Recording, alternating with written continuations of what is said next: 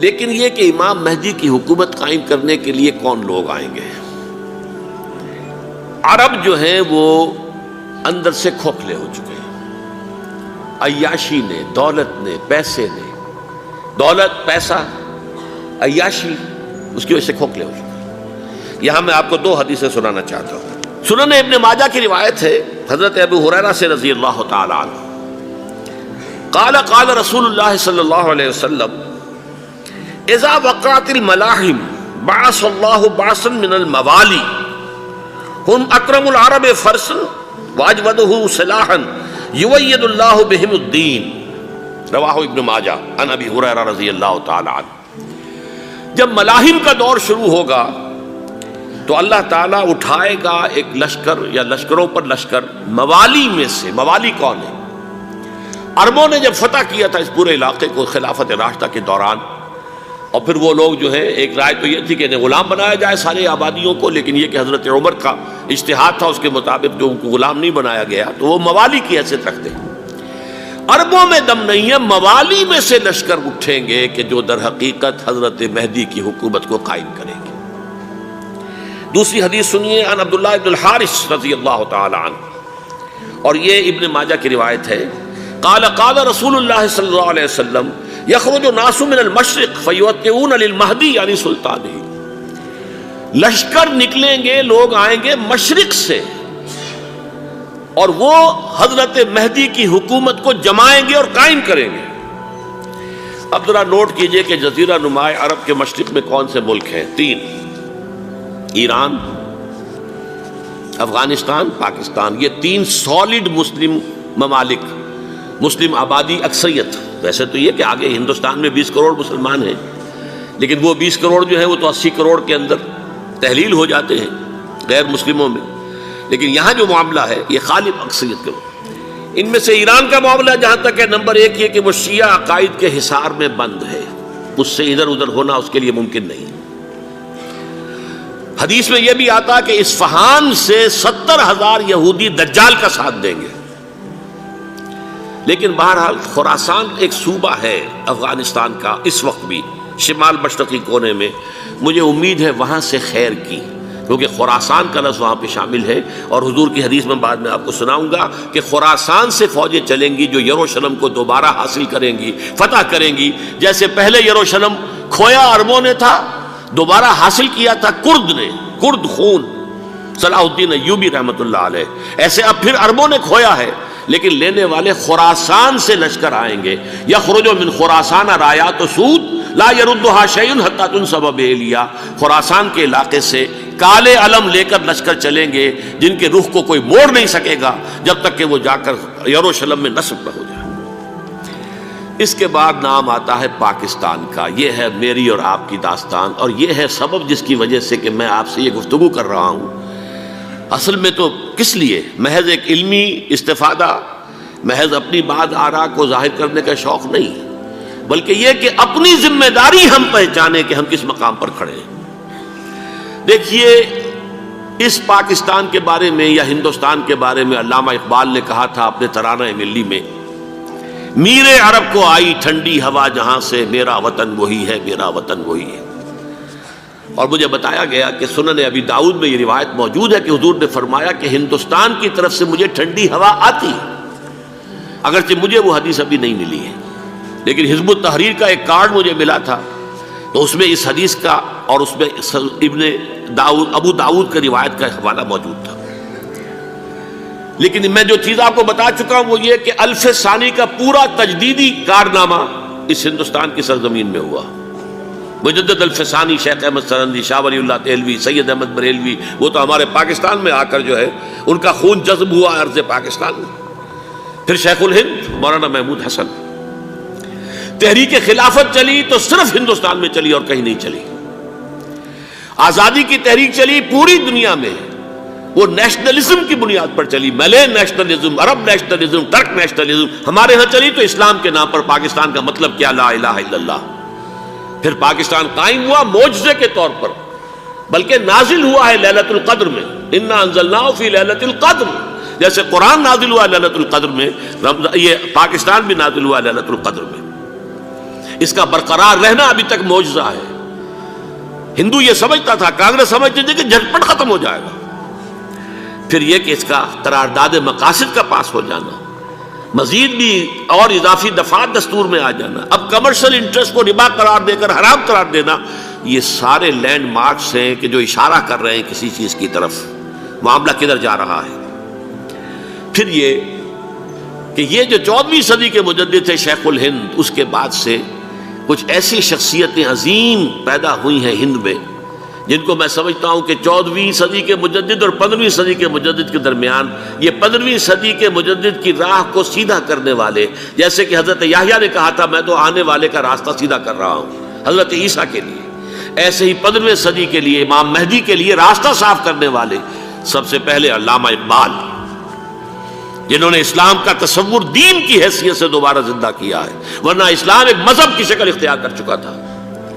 پھر مولانا مودودی، مولانا ابوالکلام آزاد حکومت الہیہ کے نعرے کے ساتھ میدان میں آئے. یہ اقبال نے جو تصور پیش کیا تھا اس پر عملی جد و جہد کے لیے حزب اللہ قائم ہوئی ہے. نوٹ کر لیجئے 11 برس کا فرق ہے عمر کا علامہ اقبال کے اور ابوالکلام کے. اور 1913 میں جب حزب اللہ قائم کی ہے اس وقت علامہ اقبال کی ملی شاعری اپنے عروج کو پہنچ چکی تھی. پھر یہ کہ علامہ اقبال کے بعد تعمیل جو ہے اس کام کی وہ ابوالکلام نے کی، لیکن روایتی علماء کی شدید مخالفت کی وجہ سے وہ بددل ہو کر چھوڑ گئے، کانگریس میں شامل ہو گئے، بساط جو ہے حزب اللہ کی انہوں نے لپیٹ دی. پھر مولانا مودودی آئے، انہوں نے وہ ڈور جو ہے اس کا سرا تھاما، جماعت اسلامی قائم کی حکومت الہیہ ہی کے قیام کے لیے. اگرچہ میرے نزدیک یہ کہ وہ انتخابی اور ایک قومی سیاست کی ایک جماعت بن کر پاکستان میں جو ہے دلدل میں پھنس گئی ہے، اب ہم اس کی کوشش کر رہے ہیں تنظیم اسلامی اور یہ تحریک خلافت جس کے تحت یہ جلسہ ہو رہا ہے. یہ ساری چیزیں وہ ہیں کہ آپ کو سوائے پاکستان کے اور کہیں نہیں ملیں گی پوری دنیا میں. معلوم ہوتا ہے کہ پاکستان کو بہت بڑا رول پلے کرنا ہے اس میں، اور اس کے ساتھ اب جمع کر لیجئے افغانستان کی عمارت افغانستان، اسلامی عمارت افغانستان قائم ہو چکی ہے. یہ پچھلے 20 سالوں میں جو کچھ وہاں ہوتا رہا ہے اس سے پہلے تصور نہیں ہو سکتا تھا.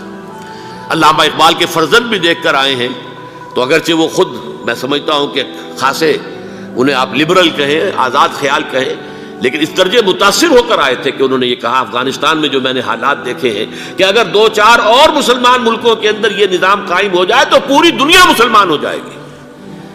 یہ سب کچھ کیسے ہو رہا ہے؟ یہ آنے والے دور کی جھلکیاں ہیں. Coming events are casting their shadows before. یہ سب بتا رہے ہیں کہ پاکستان افغانستان کو مل کر اس میں کوئی عظیم رول پلے کرنا ہے. اور اس کے ضمن میں اب میں علامہ اقبال کے بارے میں آخری بات کہہ رہا ہوں.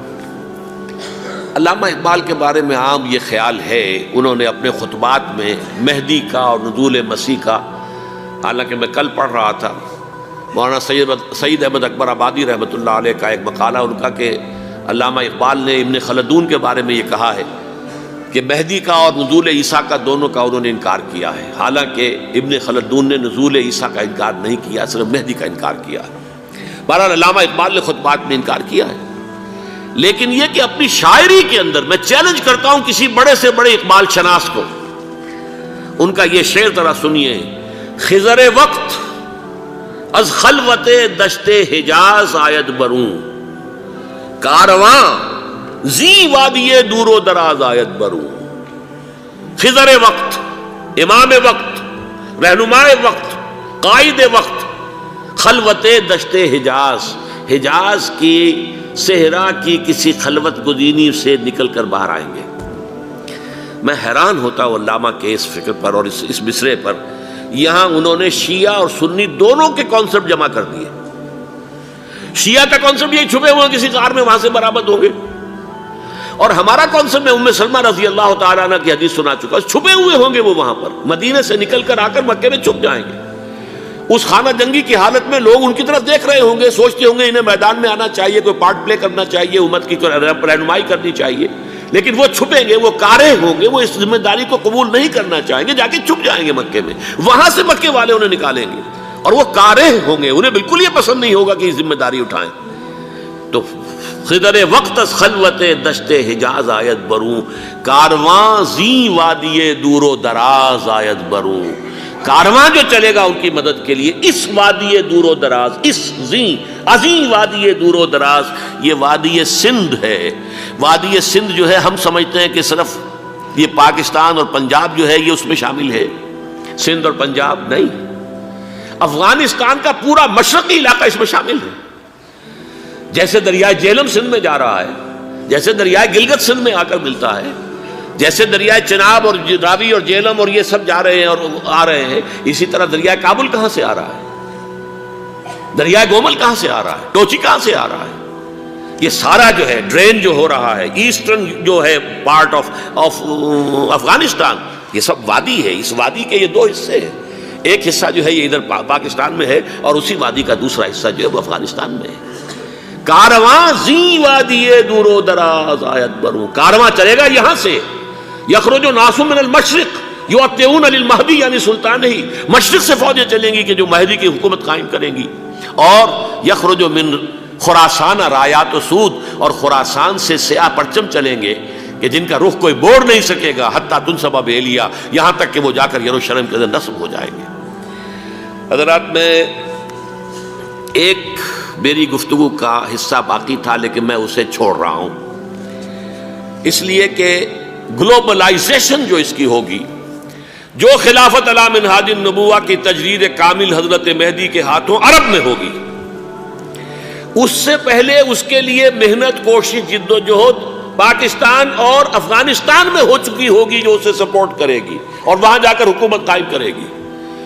اس کے بعد گلوبلائزیشن کا جو مرحلہ اس کا ہے وہ حضرت مہدی کے ہاتھوں نہیں ہے، وہ حضرت عیسیٰ ابن مریم ان کے نزول کے بعد ہے، جن کے نزول کے بعد دجال کا خاتمہ ہوگا اور یہودیوں کا استحصال ہوگا، مسلمانوں پر بھی بڑی تکالیف اربوں پر آئیں گی، شدائد آئیں گے، لیکن یہ وہ میں حصہ ملتوی رکھتا ہوں کسی دوسری محفل اور کسی دوسری مجلس اور نشست پر۔ اب میں آپ کو ذرا اس جو انسانوں میں سے انسان دشمنی کا جن کا سب سے بڑا رول ہے، میں ان کی 2000 سالہ تاریخ کا آپ کے سامنے نقشہ رکھنا چاہتا ہوں۔ ان 1400 سال کا تو میں نے صرف 4 آپ کو پوائنٹس بتائے، موسیٰ سے عیسیٰ تک 1400 برس علیہم الصلاۃ والسلام، 2 مرتبہ عروج، 2 مرتبہ زوال، اشیریوں کے ہاتھوں پٹوائی، بابلیوں کے ہاتھوں پٹانا، گریکس کے ہاتھوں مرمت، رومنز کے ہاتھوں مرمت۔ یہ جو 2000 سال ہیں، کیونکہ اب تو ظاہر بات ہے 21ویں صدی شروع ہو گئی، 20 صدیاں حضرت مسیح کو پوری ہو گئی۔ پہلی بات نوٹ کیجئے، حضرت مسیح کی پیدائش ہے سن 1 قبل مسیح۔ یہ نقطہ آپ نے کبھی سنا ہے یا نہیں؟ جب ملینیم کا سلسلہ شروع ہوا تھا پچھلے سال تو میں نے بیان کر دیا تھا کہ ایک عجیب حساب کے اندر انہوں نے غلطی کی ہوئی ہے۔ حضرت مسیح کی پیدائش ہوئی 25 دسمبر کو، سن انہوں نے شروع کر دیا، اس کے بعد جنوری آئی تو پہلا سال شروع ہو گیا۔ اگر جنوری سے پہلا سال شروع ہوا تو یہ 6 دن جو ہے تو اس کے پچھلے سال میں تھے، لہذا کہا جائے گا کہ Jesus Christ was born 1 year before Christ, BC۔ تو 1 قبل مسیح میں حضرت مسیح کی پیدائش ہوئی۔ یہ آخری اسرائیلی نبی اور رسول۔ یہودی علماء کی مخالفت، دشمنی، سولی پر چڑھوا دینا میں بیان کر چکا ہوں۔ سن 33 عیسوی میں جبکہ حضرت مسیح کی عمر 33 برس تھی، اللہ تعالیٰ نے انہیں زندہ آسمان پر اٹھا لیا، لیکن یہودیوں نے اپنے خیال کے مطابق انہیں سولی پر چڑھوا دیا، ان کی موت واقع ہو گئی۔ اگرچہ اس کے بعد یہ اختلاف ہے ان میں، یہودی کہتے ہیں وہ سولی پر چڑھ گیا، ختم ہوا، مر گیا، عیسائی کہتے ہیں نہیں، انتقال ہوا ہے مسیح کا صلیب پر، لیکن پھر وہ دوبارہ زندہ ہو گئے ہیں۔ ان کی لاش ایک غار میں رکھ دی گئی تھی، وہاں ریزریکشن ہو گیا، ان کا باعث بعد الموت وہی ہو گیا، اور پھر انہیں اللہ نے زندہ آسمان پر اٹھا لیا۔ تو ہمارے اور عیسائیوں کے درمیان نوٹ کر لیجئے یہ چیز مشترک ہے کہ حضرت مسیح آسمان پر زندہ اٹھائے گئے. فرق کیا ہے؟ وہ سمجھتے ہیں کہ سولی دیے گئے، سولی پر مرے، پھر زندہ ہوئے، پھر گئے. ہم سمجھتے ہیں کہ نہیں، وما صلبوہ وما قتلوہ، انہوں نے نہ صلیب دے سکے انہیں اور نہ انہیں قتل کر سکے، بل رفع اللہ الیہ، اللہ نے اٹھا لیا. پھر ہمارا اور یہ اس کا عیسائیوں کا ایک اور اتفاق ہے، سیکنڈ کمنگ آف جیسس، حضرت مسیح دوبارہ آئیں گے. یہ عیسائیوں کا بھی عقیدہ ہے اور ہمارا بھی.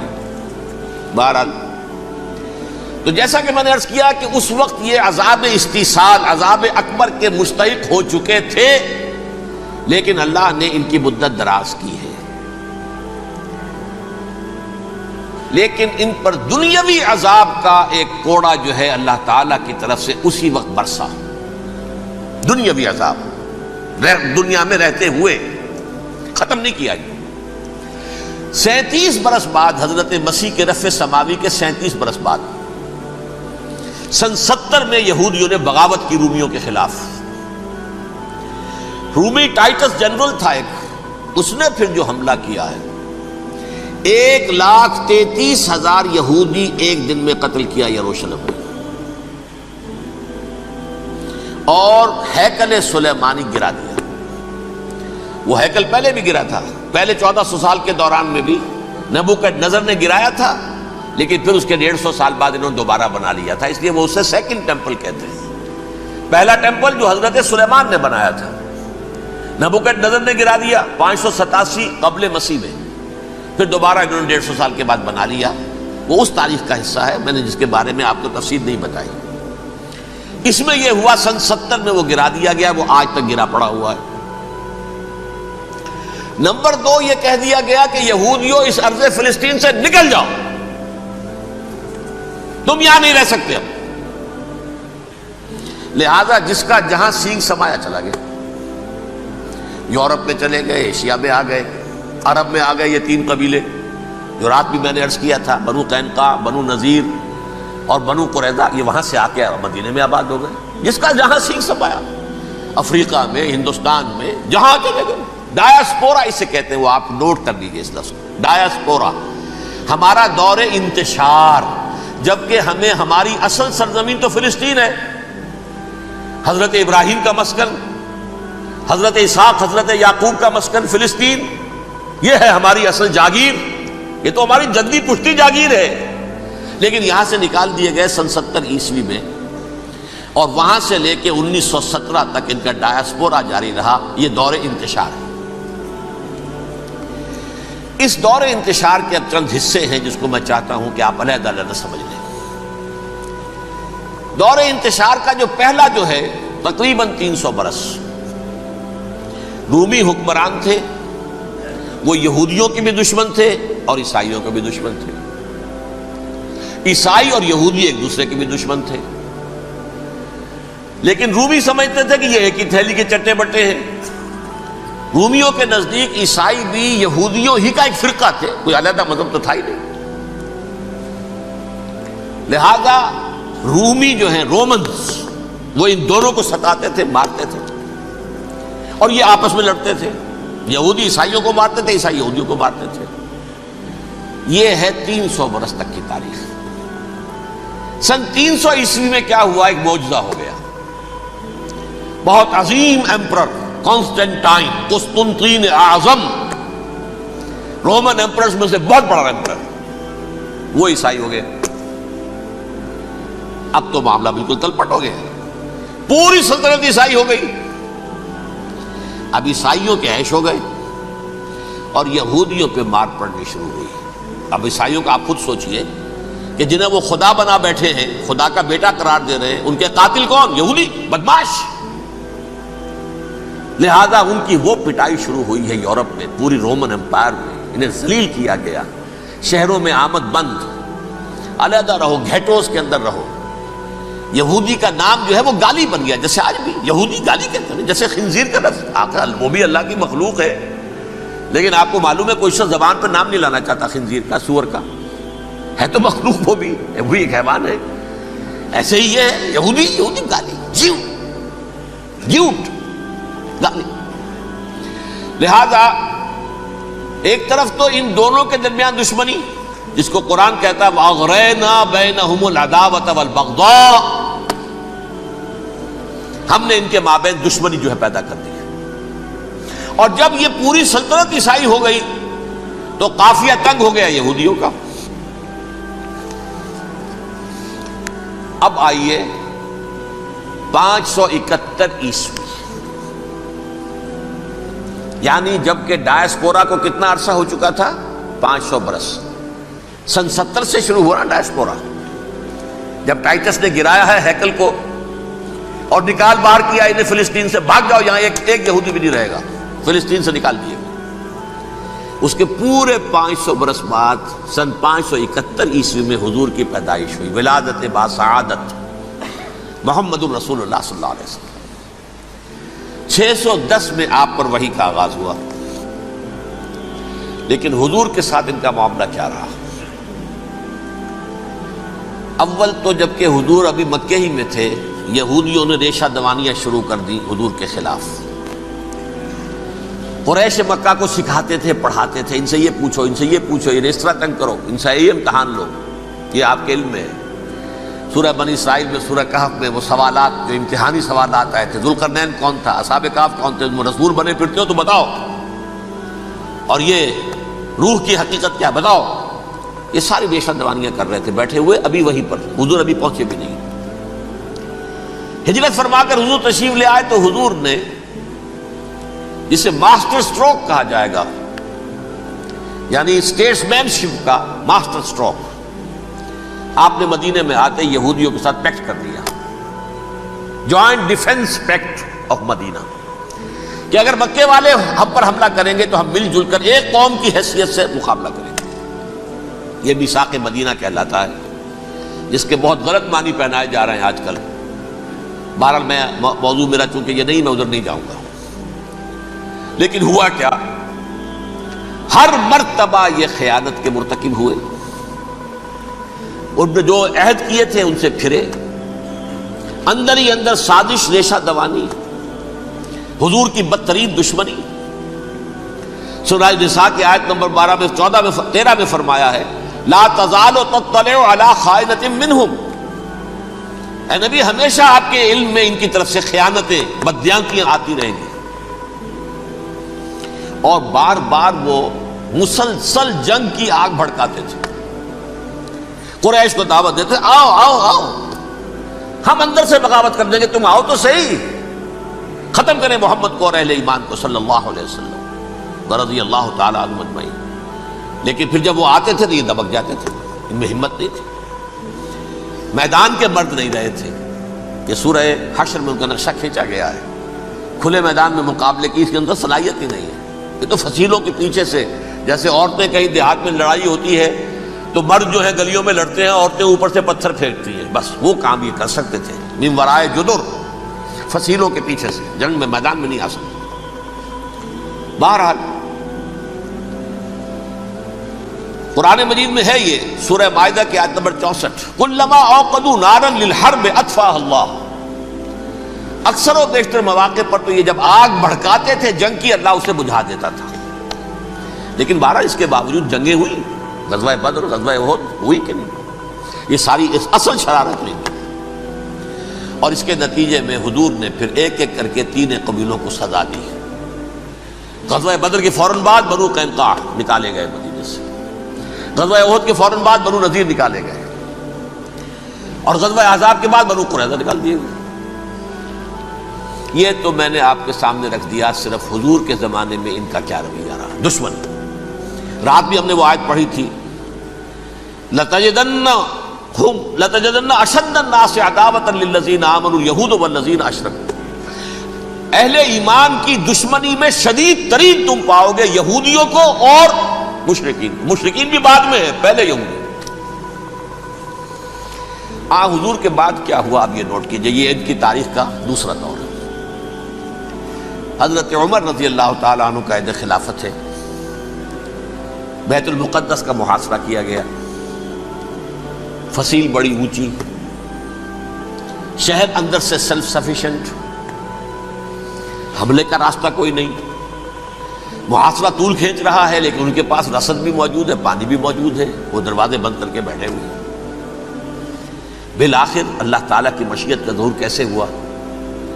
ان کے کچھ علماء آئے فصیل پر، کہا دیکھو مسلمانوں، تم قیامت تک بھی یہاں پڑے رہو گے محاصرہ کر کے ہمارا، یہ شہر فتح نہیں ہوگا۔ ہاں ایک درویش بادشاہ کے ہاتھوں یہ شہر فتح ہونا ہے، لیکن تمہارے اندر ہمیں وہ نظر نہیں آ رہا۔ ابو عبیدہ بن الجراح رضی اللہ تعالی عنہ امین ھذہ الامہ، ان کا فوراً ذہن گیا، وہ درویش بادشاہ مدینے میں بیٹھا ہوا ہے، عمر رضی اللہ تعالی۔ اب ایک اور عمر بھی ہے جو قندھار میں بیٹھا ہے، نقشہ وہی ہے، سادگی کی حد تک نقشہ وہی ہے، بالکل وہی، اپنی آنکھوں سے دیکھا ہے وہی سادگی۔ عمر اول عمر ثانی تھے عمر بن عبدالعزیز۔ اب ایک اللہ کے فضل سے اللہ تعالیٰ ایدہ اللہ بنصرتہ، اللہ تعالیٰ ان کی نصرت فرمائے، دشمنوں کو ان کے مقابلے میں نیست و نابود کرے۔ انہوں نے ریکویسٹ بھیج دی کہ حضور تشریف لائیے، یہ شہر فتح ہو جائے گا۔ وہ ہے سفر تاریخی، اتنا طویل سفر، تقریباً 700 میل، ایک اونٹ، ایک خادم، ایک منزل پہ امیر المومنین اوپر بیٹھے، خادم آگے چل رہا ہے، اگلی منزل پہ خادم اوپر بیٹھا ہے، امیر المومنین آگے جا رہے ہیں۔ اور جب پہنچے ہیں تو وہ باری تھی خادم کی، انہوں نے ہاتھ جوڑ دیا، حضور خدا کے لیے تم کیا کہیں گے لوگ، وہ میرا برا حال کر دیں گے، تمہیں شرم نہیں آئی؟ امیر المومنین پیدل آگے چل رہے ہیں نکیل پکڑ کر، اور تم بیٹھے ہو اوپر براجمان ہو۔ حضرت عمر فرمایا الدور دورک، نہیں باری تمہاری ہے، بیٹھ۔ اس حال میں پہنچے ہیں، اور پھر یہ کہ ابو عبیدہ بن الجراح آئے ہیں، استقبال کیا ہے تو دیکھا ہے اس حال میں چلے آ رہے ہیں، عمر نکیل پکڑے ہوئے چلے آ رہے ہیں، اور کہتے ہیں کہ کہیں کیچڑ ویچڑ تھا، جوتے خراب ہو گئے تھے، وہ بھی اتار کے ہاتھ میں پکڑے ہوئے، کپڑے تو تھے ہی پھٹے ہوئے۔ انہوں نے کہا بھی حضرت ابو عبیدہ نے، دیکھیے یہ بڑا متمدن ملک ہے، بڑا مہذب علاقہ ہے، یہ آپ ذرا حلیہ اپنا دوست فرما لیں تب جا کے پیش ہم آپ کو کریں گے۔ آپ نے فرمایا نحن قوم اعزنا اللہ بالاسلام، ہم وہ قوم ہیں جنہیں اللہ نے عزت دی ہے اسلام کے ذریعے سے، کپڑوں کے ذریعے سے نہیں، دولت کے ذریعے سے نہیں۔ اسی حال میں گئے ہیں، اوپر سے انہوں نے کھڑے ہو کر نشانیاں دیکھی ہیں، اپنی کتابیں کھولی، ہاں یہ وہی ہے، اچھا لو جی سرنڈر، شہر تمہارے ہاتھ میں۔ خون کا ایک قطرہ نہیں بہا اور بیت المقدس فتح ہو گیا۔ لیکن اس وقت حضرت عمر نے ایک نرمی یہ کی کہ یہودیوں کے لیے بھی اسے اوپن سٹی قرار دے دیا۔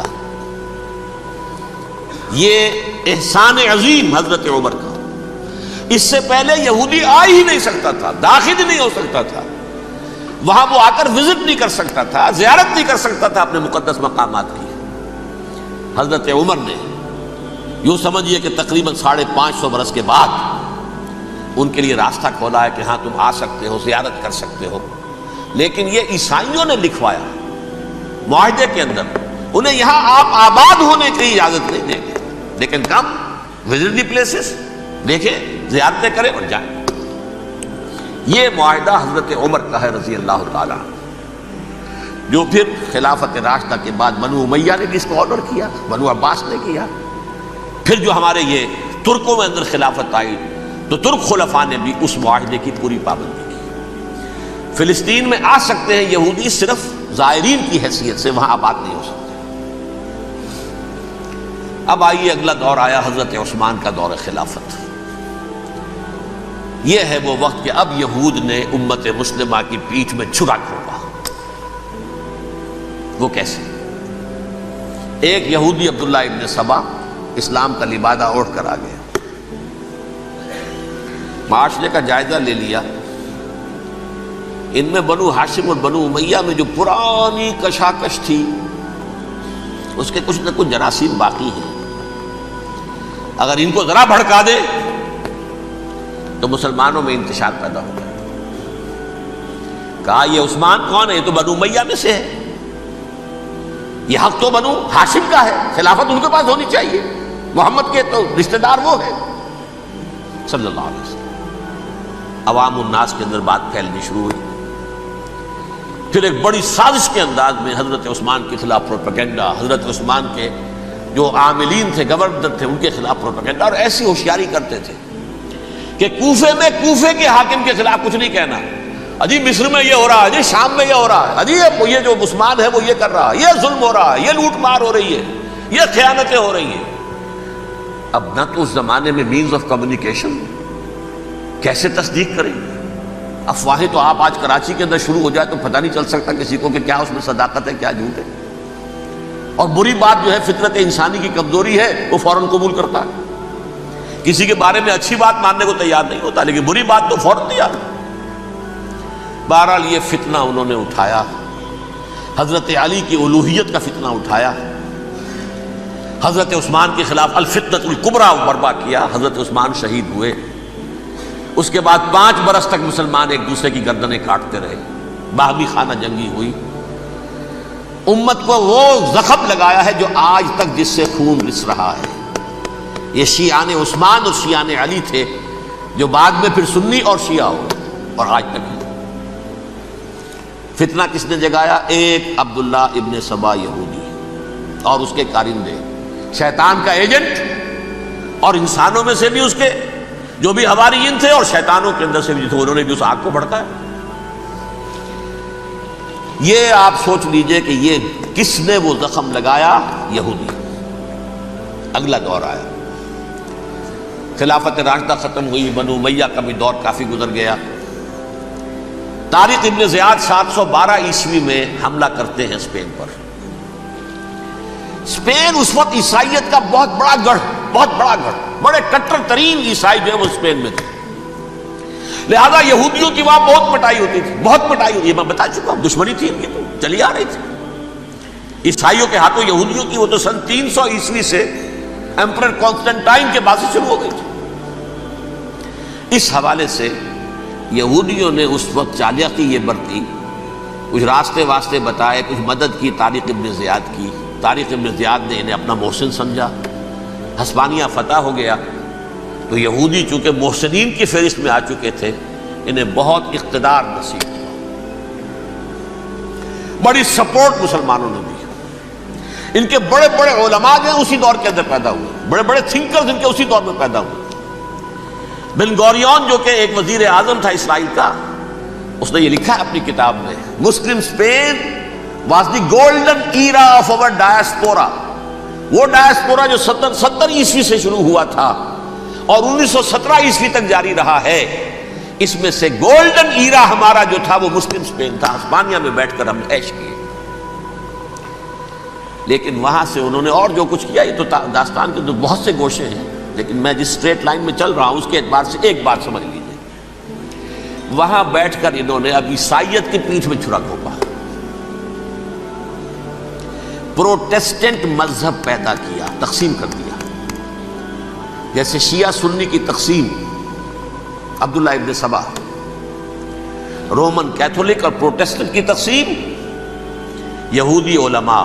ہوتا کیا تھا، ہسپانیہ کی یونیورسٹیاں ہیں، کارڈووا میں ہے، ٹولیڈو میں ہے، گریناڈا میں ہے، غرناطہ، قرطبہ، تولیتلا، اور وہاں آتے تھے لوگ، فرانس سے چلے آ رہے ہیں نوجوان پڑھنے کے لیے، جرمنی سے چلے آ رہے ہیں، اٹلی سے چلے آ رہے ہیں، 3 ہی ملک قریب ترین پڑھتے ہیں سینٹرل جو یورپ کے ہیں۔ یہاں پر جو ہے وہ اسلام جو نور پھیلا رہا تھا اس سے بھی مستفیض ہوئے، جہالت کے جو ہے پردے ان کے وہ چھٹے، اس کے ساتھ ہی وہ یہودی وہاں ان کے اندر جو جراثیم داخل کر رہے تھے وہ اس عیسائیت کے خلاف بغاوت تھی، جو اس وقت دنیا میں عیسائیت اس وقت تھی، پوپ کا راج تھا دنیا میں اس وقت۔ یورپ میں جو عیسائیت تھی اس میں ایک طرف بادشاہ تھے، لیکن بادشاہوں کی حیثیت وہاں پر یوں سمجھ لیجئے کٹ پتلیوں کی تھی، اصل قوت پوپ کے ہاتھ میں تھی۔ اور پوپ کو انہوں نے جیسے قرآن نے کہا اتخذوا احبارهم ورهبانهم اربابا من دون اللہ، چونکہ سینٹ پال نے شریعت موسوی ساقط کر دی تھی تو اب شریعت تھی ہی نہیں، پوپ کو اختیار تھا جس چیز کو چاہے حلال قرار دے دے، جس چیز کو چاہے حرام قرار دے دے۔ اتخذوا احبارهم ورهبانهم اربابا من دون اللہ۔ انہوں نے کہا صاحب یہ پوپ کس بلا کا نام ہے، یہ بھی انسان ہے، بات تو ٹھیک تھی نا، اصل حیثیت تو کتاب کی ہونی چاہیے نا، ڈیوائن بک، دی ریویلڈ اسکرپچر. لہذا اور یہ کتاب ہر شخص پڑھ سکتا ہے. کوئی پوپ کے باپ کو جو ہے کوئی اس کے لیے پروپرائٹری رائٹس تو نہیں ہے کہ صرف پوپ پڑھ سکتا ہے یا پادری پڑھ سکتے ہیں. ہم بھی پڑھ سکتے ہیں, ہم بھی سمجھ سکتے ہیں. یہ باتیں تھی کہ جن کو بڑھا چڑھا کر بیان کر کے اور پوپ کا اقتدار ختم کرا دیا اور توجہ مرکوز کر دی بائبل کی طرف. اب بائبل میں بڑا حصہ تو اولڈ ٹیسٹامنٹ کا ہے. نتیجہ کیا ہوا؟ یہود کی عظمت پروٹیسٹنٹس کے نزدیک مسلم ہو گئی. اصل قوم تو یہ ہے.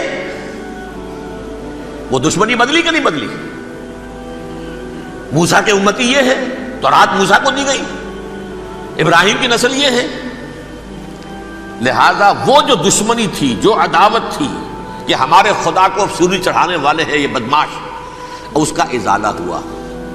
اس پروٹیسٹنٹ مذہب کے نتیجے میں یہ میں اب آپ کو بتاتا ہوں کہ ایک نتیجہ وہ نکلا ہے جسے برٹرنڈ رسل نے بیان کیا ہے. اس کی کتاب ہے ان پریز آف آئیڈلنس, صفحہ 108. وہ لکھتا ہے دی Christians retaining the Judaic belief in a special revelation added to it the Roman desire for worldwide domination and the Greek taste for metaphysical subtleties.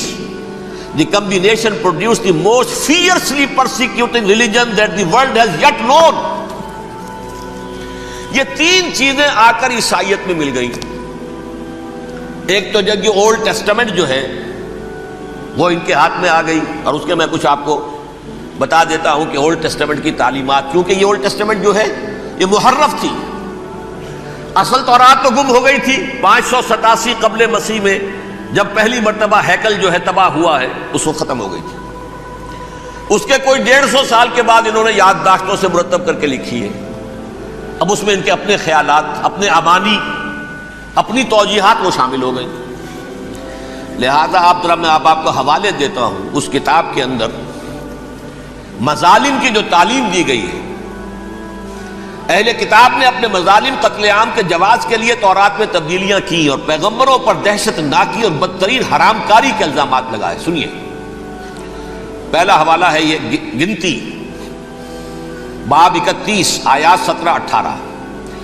اس لیے ان بچوں میں جتنے لڑکے ہیں سب کو مار ڈالو, اور جتنی عورتیں مرد کا منہ دیکھ چکی ہیں ان کو بھی قتل کر ڈالو, لیکن ان لڑکیوں کو جو مرد سے واقف نہیں اور اچھوتی ہیں اپنے لیے زندہ رکھو. یہ کسی اللہ کی کتاب کا یہ جملہ ہو سکتا ہے؟ کسی ریویل بک کا؟ اور سنیے, یہ ہے استثناء ڈیوٹرانومی باب 20 آیت 16-18. پر ان قوموں کے شہروں میں جن کو خداوند تیرا خدا میراث کے طور پر تجھ کو دیتا ہے, کسی ذی نفس کو جیتا نہ بچا رکھنا, جیسا خداوند تیرے خدا نے تجھ کو حکم دیا بالکل نیست کر دینا. مرد, عورتیں, بچے, بوڑھے سب ختم. یہ کتاب مقدس ہے. اور سنیے, سموئیل باب 27 آیت نمبر 9. اور داؤد نے اس سرزمین کو تباہ کر ڈالا اور عورت مرد کسی کو جیتا نہ چھوڑا. نمبر 4, ان سب آباد شہروں کو ماں, عورتوں اور بچوں کے بالکل نابود کر ڈالا. کتاب استثناء باب 3 آیت 6. یہ ہے جو کہہ رہا ہے برٹرنڈ رسل, کرسچینٹی میں آ کر یہ تین چیزیں شامل ہو گئی. ایک تو یہ باربیرین یہ تعلیم جو ہے, اور یہ مذہب کے نام پہ تعلیم, یہ کتاب مقدس کی تعلیم. نمبر 2, رومنز کے اندر جو ایک تمنا تھی ورلڈ ڈومینیشن کی, وہ عیسائیت کے اندر آ گئی. اس لیے کہ پوری رومن امپائر جو ہے عیسائی ہو گئی, اسے وراثت کے اندر ورلڈ ڈومینیشن کی جو ایک تمنا تھی وہ مل گئی. اور پھر یہ کہ انہوں نے جو توہمات تھے یونانیوں کے, ان کو بھی اپنے ہاں مختلف شکلوں کے اندر جمع کر لیا. ان تین چیزوں کا the combination produced the most fiercely persecuting religion that the world has yet known. اس کے نتیجے میں دنیا میں تاریخ انسانیت کے اندر جو بدترین خونخوار ترین مذہب ہو سکتا ہے وہ شکل عیسائیت نے اختیار کی. اور اس کا مظہر عتم کیا تھا, نوٹ کیجیے. صلیبی جنگیں. ایک بات ٹائم ٹیبل کے اعتبار سے نوٹ کر لیجئے گا. فرسٹ ملینیم ختم ہوا، سیکنڈ شروع ہوا. ان کے 1000 سال ختم ہوئے تو 11ویں صدی میں سیکنڈ ملینیم شروع ہوا تو پہلی صلیبی جنگیں ہوئی. لاکھوں مسلمان قتل کیے.